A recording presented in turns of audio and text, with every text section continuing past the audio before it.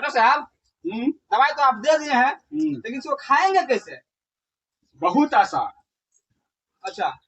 दिल मेरा टूट गया, हाँ उठी जब उसकी डोली, हाँ। सुबह दोपहर शाम आपको खानी है एक एक गोली। अच्छा समझ गए सर, समझ गए। और सर सिरप कैसे पियेंगे सर? बेटा, दिल लगाकर मोहब्बत में धमाल करे, अच्छा सिरप को अच्छी तरह हिला हिलाकर इस्तेमाल कर। ठीक है सर, समझ गए समझ गए सर। अरे वाह डॉक्टर साहब, आप तो शायर भी हैं। अभी और सुनो बेटा, आओ मोहब्बत का सुरूर चखो, इन दवाइयों को बच्चों के पहुंच से दूर रखो। और हाँ, दिल मेरा इश्क करने पर रजामंद है, एतवार वाले दिन अस्पताल बंद।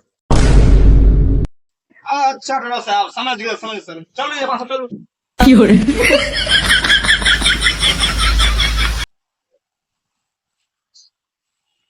चलो ठीक है डॉक्टर साहब, चलो।